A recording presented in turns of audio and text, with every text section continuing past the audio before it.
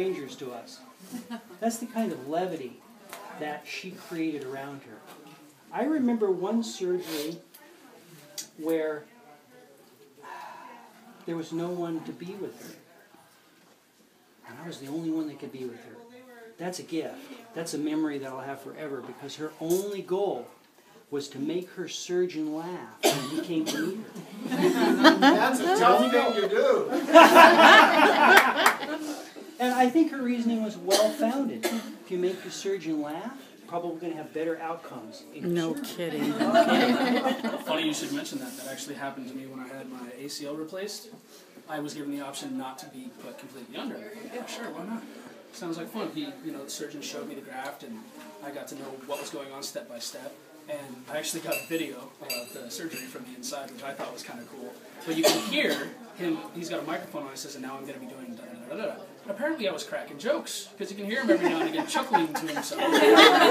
So that just really must have passed on down subconsciously. Oh, yay. Yay. The other thing I have to say is Elva pushed us. I mean, I was dedicated to the Laugh Club and Laugh Sessions simply because it was convenient for me working at Harborview where we did them. Having been laid off and gone to evening shift, I don't get together with my friends as much and laugh, and that's a legacy that I realize is very important to keep those threads, no matter how much I can keep them going. But Elva was someone who role modeled to me that you were capable of having limitation and not focus on it. I don't think she ever focused on her immobility challenges when I was around her. No. It was always something else. It was always about levity. It was always about seeing that smile and those laughing eyes in other people. Elva gave me this at one point years ago. I think I might have traded it with her. But it's German, and I'm not sure exactly what it says, but something like maybe eat, drink, and be merry. She called it her bag of laughs.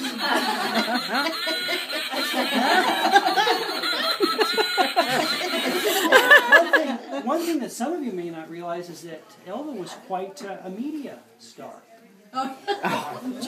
She appeared on the news several times and was in the newspaper several times, and also was quoted as saying just how much laughter helped her condition, her lymphedema that she was living with. And she rode in the Delabowl Parade last summer in Cornwall. On her scooter. First prize. Parade, They just couldn't believe it. Wow. Yeah. The hat behind Wilma's, she put all the bells on. Ooh, that's a great hat. Now that's a I don't hat. think it's a secret to many of you that Elva loved clowning. And she tried to help me with that. I'm a bit clown challenged. But she and I really think that I learned how to not take myself as seriously. Throughout the 10 years of laughing with Elva, I realized It's definitely one of her battle cries. Don't take it so seriously. Yeah, Let it hang yeah. on. I mean, for anybody who could have complained, Yeah. anybody who could have complained about anything, she never did. She didn't want to. She wouldn't let it get her down. So I definitely tried to emulate that. More than anything else, I think, is just get over it. Keep going on doing your thing. Take care of those who are close to you, and screw the rest. Really, don't let it get you down. So I thought, about today, and I'm not a great singer, but I wanted to sing a little song, and maybe you could join in if you'd like. It's about laughter, and it's about Elva, so let's see if I remember it here. I had it written down, but my notes are on the other side of the room. So here we go. Ho, ho, ha, he, he, Elva here, laughing with me.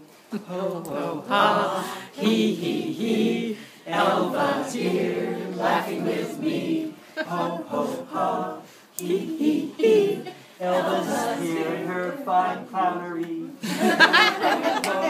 Ho, he, Elva's here with you and me.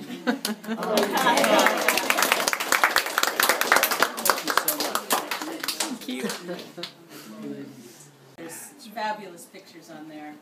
So please take a moment to sit in front of the TV and have a look. And there's a laptop I might move in the other room because it's got sound to it. And you know, there's singing and whatnot on it. So be sure and have a look. You know, they're very, very nice compilations of pictures of her life. So. Oh, and some when she was really young too.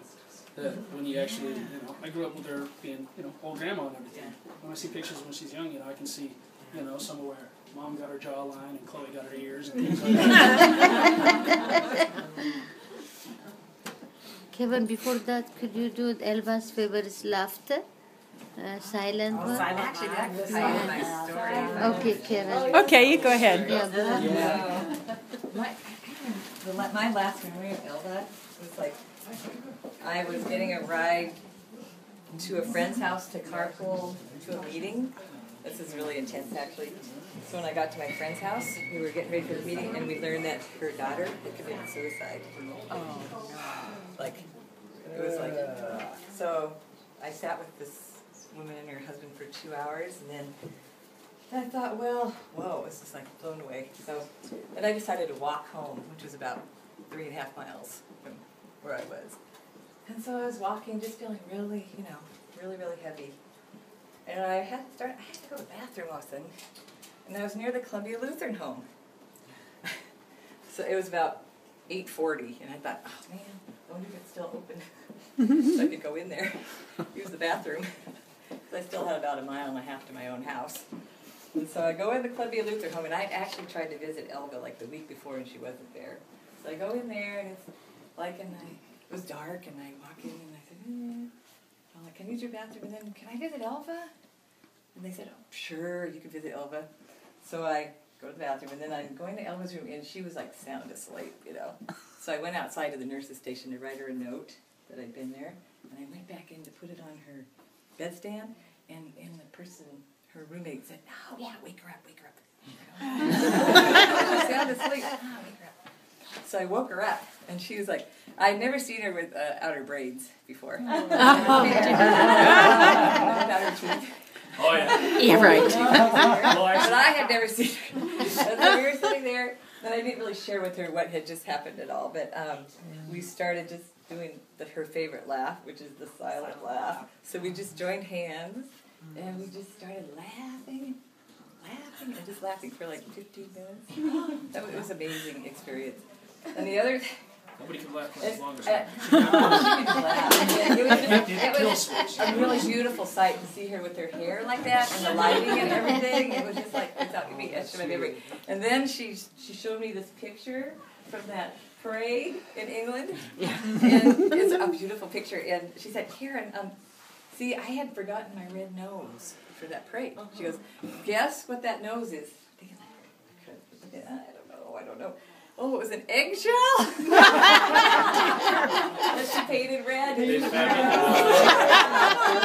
You'll never know. Fabricated a nose out there, yeah. So I have to say, that was like one of the most intense days I have experienced. And it was just like, it was so amazing to have this Elva experience like that day. You know what I mean? It's not one I can get over easily, is it? You know, to spend some time with my grandma, everybody walks away. When my friends first meet her, not a whole lot of my friends for some reason are really, really tight with their families, a lot with their siblings or things like that. They're not a really tight-knit family group. And I think we kind of had to work at that too when I was younger. But then it started all coming around. I started realizing what an awesome person Grandma is. And the more people who met her for the first time would talk to me later, wow, what a crazy lady your grandma is. I remember I think it was her birthday last year. We ended up with tickets to the Mariners game. And they were on, bottom level, 15 rows up or something, right on the third baseline. And of course she couldn't get down there because she was in her walker. So we just took the, corner seat right up at the top of the row. She had a freaking blast. We won and everything. And the lady who, they help you in and out with a wheelchair and things like that, rubbed right off on that lady, and she was just they were laughing together in the elevator. And she couldn't go anywhere making waves. She was more popular than me, And I tried, She didn't have to.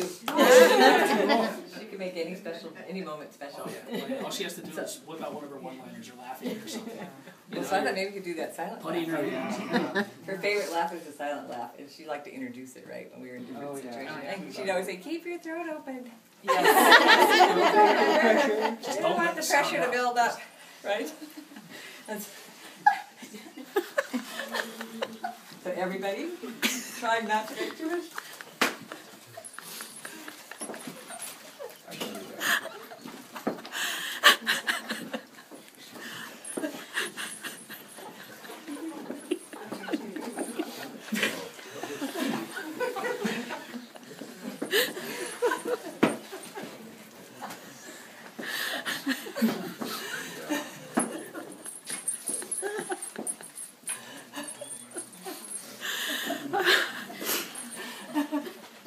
Is it alright if you cry when you're doing a silent?